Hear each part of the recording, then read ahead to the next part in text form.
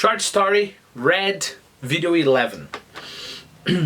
I guess I'll go ashore, he said. Get the boat out. He climbed stiffly down the ladder and was rowed to a little cove. The coconut trees came down to the water's edge. Not in row, but spaced out with an ordered formality. They were like a ballet of spinsters, elderly but flippant, standing in affected attitudes with the simpering graces of a bygone age. Many words here, right? I already explained stiffly very well, I think. Cove as well. Spinster, an elderly unmarried woman. I put it there in our Quizlet. The cat lady, okay? So the cat lady is a very nice example of a spinster. Sorry, I said spinster, it's not. Spinster. You know why spinsters? If I'm not wrong, there is something about spinning the wheel. You can make a line of cotton, for example. Let's see if I can recover that information. I'm sorry if I'm not completely exact there. But you know, if you get cotton, for example, it's not a line, right? So there is a kind of machine. Of course, nowadays it's much more modern, but in the past there would be a kind of machine that you would deal with the cotton, so you could transform it into a line, okay? I don't know, maybe with the other materials, some other materials it can happen the same, all right? And that kind of wheel, you know, the person operating would spin that wheel, and that person could be called a spinster, right? So if you're married, you're not going to spin anymore, you have other things to do. Maybe that's the logic there. But of course, nowadays spinsters is just a more formal, older way of saying somebody unmarried and mainly older. What else do we have here? We have ballet, elder, flippant. A flippant is lacking in seriousness, disrespectful, saucy. Simper is to smile foolishly. Saunter is to walk in a slow, relaxed manner without a hurry or effort. A little bit like wander, you know, wander, you can wander at the shopping mall. Maybe I said in one of the previous videos and I'm repeating myself. Okay, but let's try to get this idea here. They were like a ballet of spinsters, elderly but flippant, standing in affected attitudes with the simpering graces of a bygone age. Those, keep in mind, were the coconut trees. Alright, so we'll have to imagine, try to connect the coconut trees with the impression of many elderly ladies, you know, they were disrespectful and trying to be funny, smiling at you with a stupid smile, you know, and they would be like walking around, you know, in a very relaxed manner. Their disposition told you that, and their appearance told you that.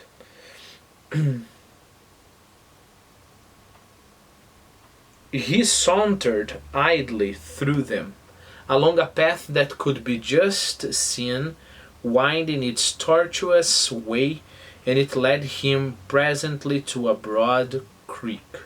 Okay, so he started walking around in a very relaxed manner, right? He had nothing to do, it was the weekend, right? And suddenly he saw a path that would go winding its tortuous way. Winding, I put a nice picture of a street sign, traffic sign, you know, of a street like this, okay? So he could see the path widen its tortuous, of course, full of curves, way. And it led him presently to a broad creek. Creek it's like a river, but rivers are bigger. But this creek, this specific creek, was very broad. Okay? There was a bridge across it, but a bridge constructed of single trunks of coconut trees.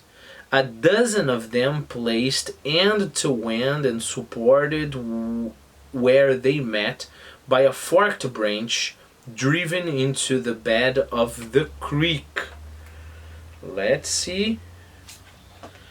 It's kind of scary, right? So it's just the log here. Again, let's picture it, right? There was a bridge, they were constructed single trunks of coconut trees, dozens of them, placed end to end. So one here and the other here, end to end. And where they met, right? Here, they would meet here. I'm going to there would be what? They were supported by a forked branch, okay? That what would be driven into the bed of the creek, like the floor of the creek, okay? And then we have 12 of those. So I'm going to read again, see if you can picture it. There was a bridge across it, but a bridge constructed of single trunks of coconut trees. A dozen of them, placed end to end and supported where they met by a forked branch driven into the bed of the creek. You walked on a smooth, round surface, narrow and slippery, and there was no support for the hand. To cross such a bridge required sure feet and a stout heart, of course, right? I don't know if I would cross it. The skipper hesitated, but he saw on the other side, nestling among the trees, a white man's house. He made up his mind and rather gingerly began to walk. Gingerly. To stagger. As if about to fall. Imagine, sorry, this is tottered, gingerly, with extreme care or caution, right? I put a very nice picture of a person crossing, I think it's not a real picture, a person crossing, a huge waterfall, on a tightrope. And of course he has to walk gingerly, that is extremely cautiously. The next word we're going to see is totter, and totter is to stagger, to walk, almost falling. White man's house, he made up his mind and rather gingerly began to walk. He watched his feet carefully, and where one trunk joined on to the next, and there was a difference of level, he tottered a little, just like a toddler. A toddler is a kid who is in the age of learning how to walk. So he tottered a little. It was with a gasp of relief that he reached the last tree and finally set his feet on the firm ground of the other side. He had been so intent on the difficult crossing that he never noticed anyone was watching him, and it was with precise that he heard himself spoken to. Oh, sorry, I realized that the sentence was strange, and it was with surprise that he heard himself spoken to, of course. Precise what? I was like, what is going on? Okay, so he was paying a lot of attention to the crossing, right? He was being very ginger there. He was crossing very gingerly, and then he was relieved and suddenly somebody spoke to him. It takes a bit of nerve to cross these bridges when you are not used to them. He looked up and saw a man standing in front of him. He had evidently come out of the house which he had seen. I saw you hesitate, the man continued, with a smile on his lips, and I was watching to see you fall in. Not on your life, said the captain, who had now recovered his confidence. I've fallen in myself before now. I remember one evening I came back from shooting and I fell in, gun and all. Now I get a boy to carry my gun for me. He was a man no longer young, with a small beard, now somewhat grey, and a thin face. He was dressed in a singlet without arms and a pair of duck trousers. He wore neither shoes nor socks. He spoke English with a slight accent. Are you Nilsson? Asked the skipper. I am. Okay. Question. Why didn't a narrator describe this new character here as not single anymore, not young anymore? You know, no longer young. So why not young anymore, and not old? Why didn't the narrator use old to describe him? Well, the answer could be a matter of speak, could also be to emphasize that he was young one day, right? Remember, this guy was wearing singlet, right? That is a kind of tank top. The idea,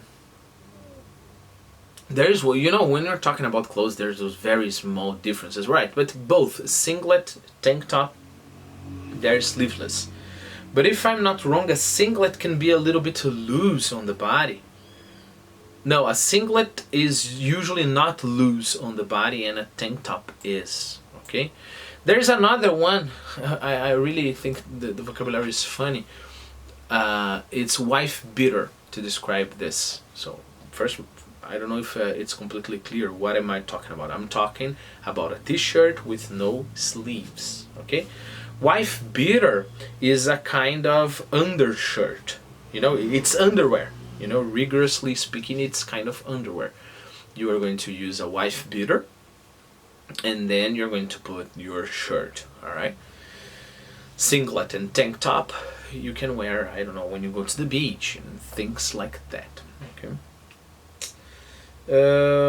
Duck trousers, I put the example there, if I'm not wrong. Yes, light cotton canvas trousers or pants, okay? Let me see. And then this new guy is Nilsson, and we have a new character in our story.